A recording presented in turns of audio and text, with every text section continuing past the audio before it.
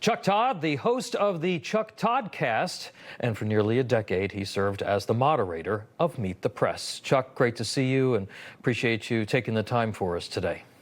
Thanks for inviting me, Tom. Nice to talk to you. So the midterm election certainly connected to Trump's performance and the state of the economy as he ends his first year. Chuck, what has gone right? Where has the administration succeeded, do you think? And where has he perhaps not quite stuck the landing just yet? Look, I think the biggest accomplishment as far as the public's concerned, when you think about those top issues of 2024, it's the border, right? It's the instability of the border, chaos at the border, however you want to describe it. I think that, and you see that in his polling, right? Where does the public give him the most credit? And I think there's no doubt. And you saw it was pretty dramatic, right? You saw. I mean, you could make. I think some Biden partisans would make the case that in the last 6 months of 2024, they finally took the handcuffs off of Ali Mayorkas, the Biden Homeland Security Secretary. But the bottom line is, that, I think, is the brightest line. I think the second biggest accomplishment, and it's unsteady so far, but is bringing some peace in the Middle East, okay? And I think whatever you think of Donald Trump, left or right, he may be uniquely suited in that geographic region, right? That his style may work there. It may not work in Europe very well, but I do think it works pretty well in the Middle East. I think the biggest challenge he's got is convincing people that the tariffs are going to make this economy better, right? I think the tariffs have even divided his own party, and that is, I think, made his argument about the affordability issue harder for the public to consume. And I think that clearly buoyed Democrats in 2025, because think of this, Tom. The public has not exactly said, we love the Democratic Party, right? Their negative ratings are as bad as they were, if not worse, than 2024.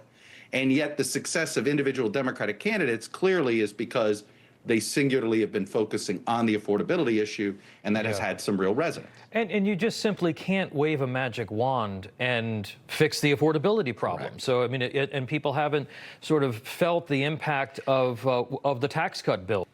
Democrats, you mentioned, are having some issues of their own, getting some traction now a year after that bruising loss in 2024. Here are some recent numbers from Quinnipiac from another network. Watch this. Democrats, in the minds of the American public, are lower than the Dead Sea. What are we talking about here? Well, let's take a look. The net approval rating for Democrats in Congress, you said it, Kate Baldwin, the lowest ever. Look at this. Overall, they are 55 points underwater. Their approval rating is south of 20%. It's even worse when you look at independents. Look at this, negative 61 points. That means that their approval rating is 61 points lower than their disapproval rating. Quinnipiac has been polling this question for the better part of the 21st century. Chuck, you're very well sourced in Washington. What are people saying behind closed doors? Has the party gone too far to the left? Is it being defined by the AOCs and the Zohra Mamdamis? Or is there a lack of leadership here? Why are the numbers so bad for Democrats? I think it's yes and. By the way, in your question there, you did the ors. You could look, I would argue the party's divided in two different ways. You have a sort of left-center divide.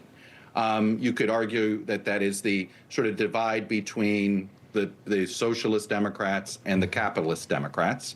To simplify it, I mean, not every somebody that's empathetic to a Democratic socialist candidate is necessarily a socialist, but there's that divide. But I'd argue the more animating divide in the party is fight versus unite, right? Do you try to make a play for those independents, for the center, and hey, we are trying to, depolarize? Or do you fight Trump harder? Do you sort of fight fire with fire?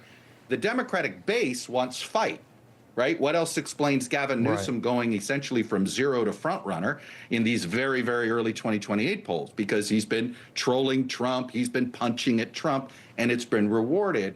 The candidates that are the ones trying to bridge divides are not exactly firing people up. Think Josh Shapiro, Andy Beshear, people like that. So that, to me, is the real, and I think a lot of it is going to depend on whether or not Democrats have success in the midterms.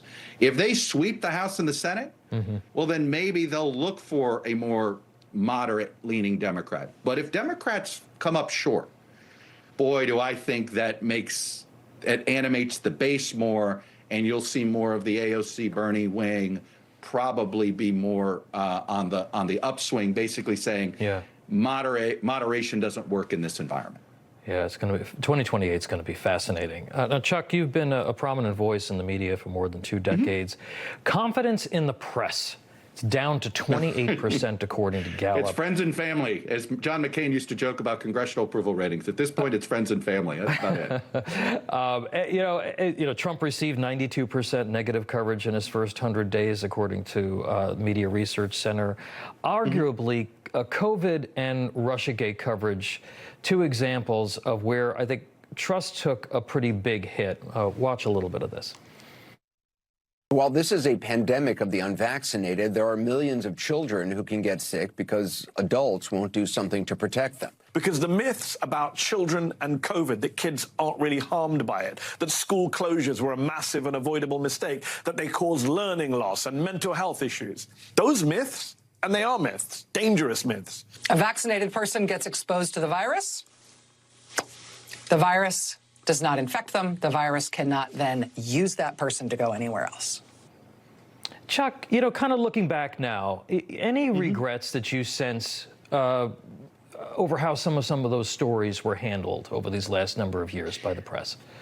Well, I think the short answer is yes. And I think, look, I could argue we haven't had reliable political leadership. One of the things I like to remind people is one of the reasons I think trust in media has fallen to so low is remember what the media is. It's a reflection of, I always say, I'm as good as the sources I have, not necessarily the sources I want at times, to borrow a phrase from the late Donald Rumsfeld, meaning if you're getting untrustworthy sources, you may be reporting untrustworthy information, right? You get my drift here. And so I think that the collapse of trust in overall institutions, the media in some ways is a reflection of that distrust. And so that we may be reporting what the quote unquote experts tell us, but if the public doesn't trust those experts, and then we in the media are quoting those experts, they don't trust us too.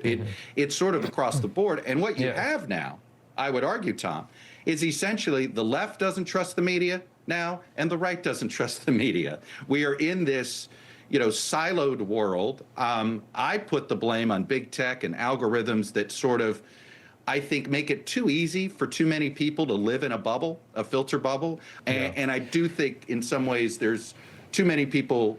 I always say we have too many journalists in Washington and New York and not enough everywhere else. I would absolutely agree with that. And of course, with AI and certainly foreign interference in the information platforms, it's getting worse. People don't know which end is up. And I hope that we can do something about it to help maintain a free democratic society. The former moderator of Meet the Press, Chuck Todd, thank you so much for being here. Information. Truth is freedom. Is Newsmax. It's real news for real people.